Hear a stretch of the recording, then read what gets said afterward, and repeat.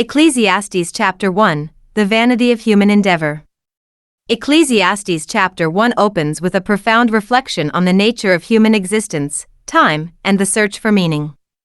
The author, identified as the preacher, the son of David, king in Jerusalem, is traditionally understood to be Solomon, the wisest of Israel's kings.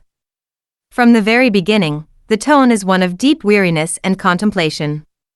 The famous declaration, "Vanity of vanities, all is vanity," establishes the theme that will run throughout the entire book. The word vanity comes from the Hebrew hevel, meaning vapor or breath, something fleeting, insubstantial, and transient. By repeating the phrase in its superlative form, the preacher emphasizes the totality of life's futility when viewed from a purely human perspective. All human effort, all striving and achievement, ultimately amount to nothing lasting under the sun. The preacher begins by questioning what profit a person truly gains from all the labor and toil of life. Human beings work hard, they build, they plan, and they achieve, but in the end, nothing permanent remains. One generation comes, another passes away, and yet the earth endures unchanged. The preacher observes the cycles of nature, the sun rising and setting, the wind circling endlessly, the rivers flowing into the sea that is never full. These descriptions create a vivid image of a world caught in perpetual motion yet never arriving at a final purpose.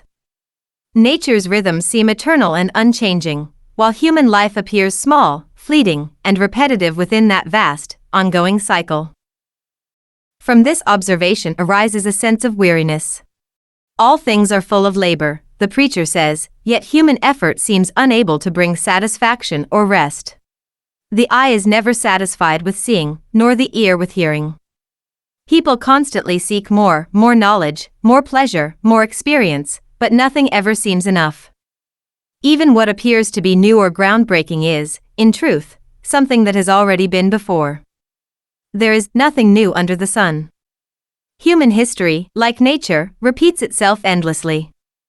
Furthermore, time erases memory. The deeds and accomplishments of those who came before are soon forgotten, and those living now will one day be forgotten in turn. The preacher's observations expose a painful truth about mortality and the impermanence of human legacy.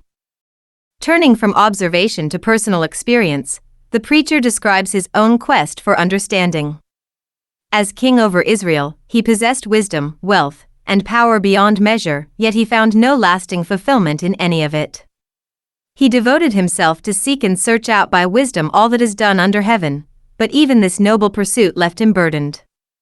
He concludes that human wisdom itself is part of the vanity of existence, a grasping for the wind. To chase after understanding is like trying to hold something that cannot be held. No matter how much one learns or perceives, the deeper truths of life remain elusive. The preacher recognizes that what is crooked cannot be made straight, and what is lacking cannot be numbered. In other words, human wisdom cannot fix what is fundamentally broken in the world, nor can it fill the void left by what is missing. The final verse brings this theme to its sharpest point, for in much wisdom is much grief, and he who increases knowledge increases sorrow.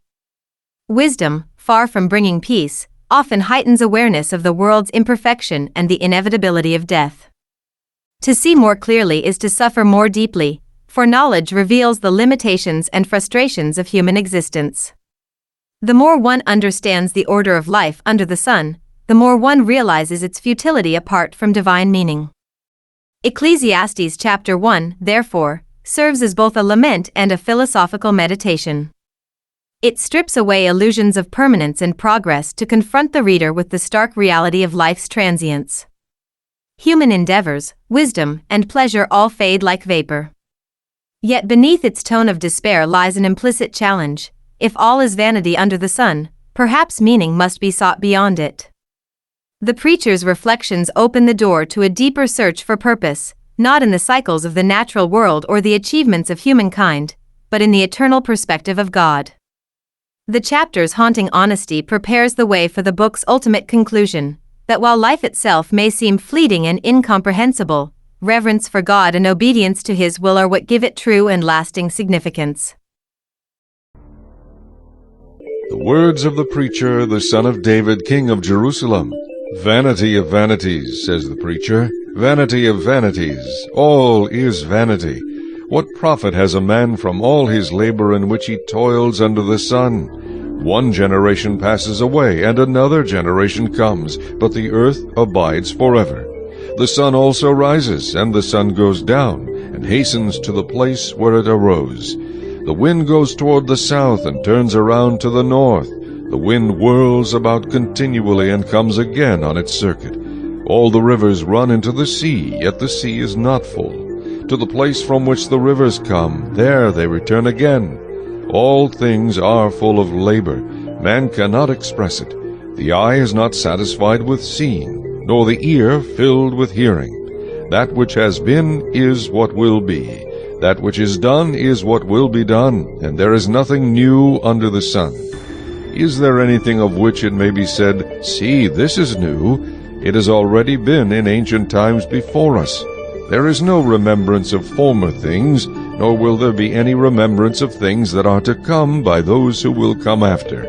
I, the preacher, was king over Israel and Jerusalem, and I set my heart to seek and search out by wisdom concerning all that is done under heaven. This burdensome task God has given to the sons of man, by which they may be exercised. I have seen all the works that are done under the sun, and indeed all is vanity and grasping for the wind. What is crooked cannot be made straight, and what is lacking cannot be numbered. I communed with my heart, saying, Look, I have attained greatness and have gained more wisdom than all who were before me in Jerusalem. My heart has understood great wisdom and knowledge, and I set my heart to know wisdom and to know madness and folly. I perceive that this also is grasping for the wind. For in much wisdom is much grief, and he who increases knowledge increases sorrow.